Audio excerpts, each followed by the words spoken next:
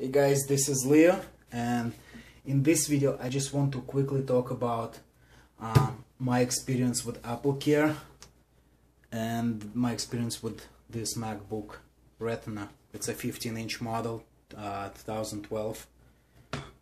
So basically I bought it used from a guy who worked for a college or university, one of those, and this machine was purchased for him by the school, so they also purchased with the machine a 2-year AppleCare plan, which extended his warranty to a total of 3 years.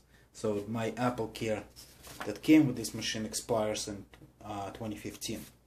But just a few days ago I've had some major issues with it.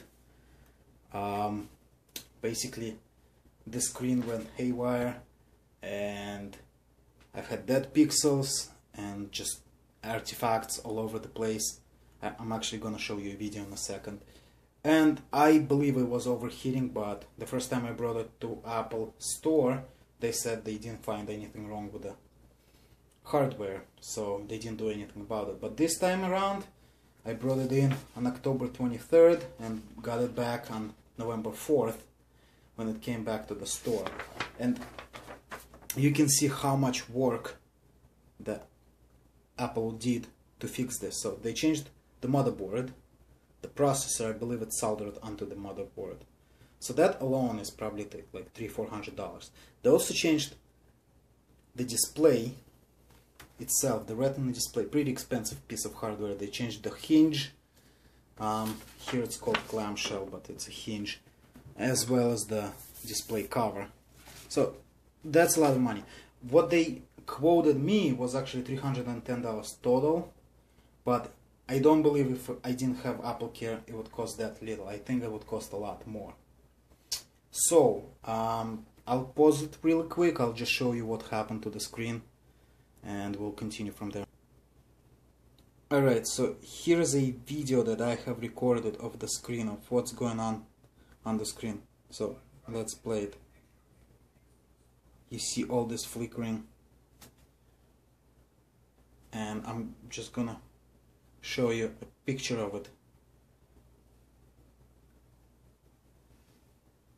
once again. So this is what happened to my screen.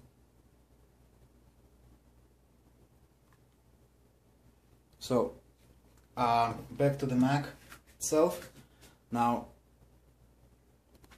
this is my second Mac, and my first was a 2011, late 2011 MacBook Pro, 13-inch, you know, the basic model, which cost me $1,100 or $1,200, I don't remember, plus tax.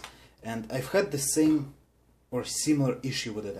I also had screen issues where there were like red lines across the screen, and also the hard drive was misbehaving, I think, and there were the combo drive CD-ROM stopped working. So basically it was, my warranty was about to expire on that, and I brought it in at 11 months, and they replaced the screen, the hard drive, and the CD DVD drive, which is pretty expensive.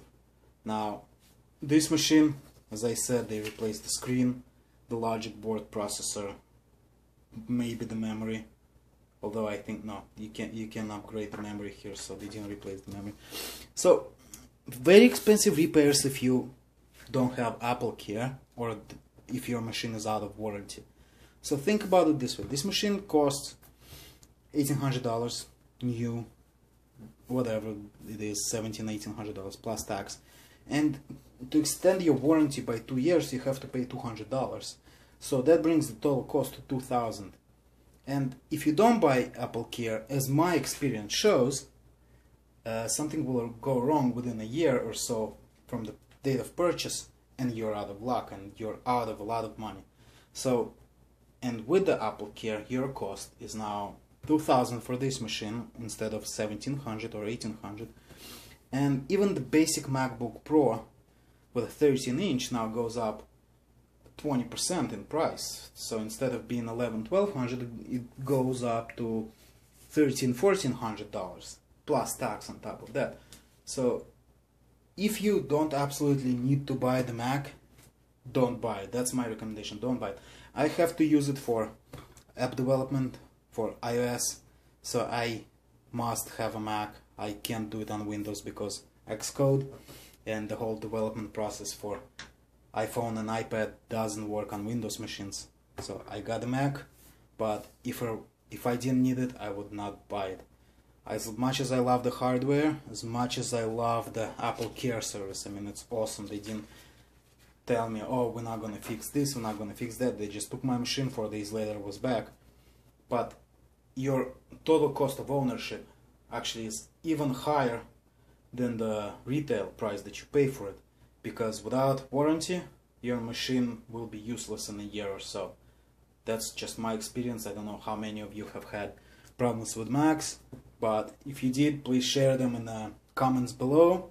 Also, please like the video if you enjoyed it and subscribe to our channel.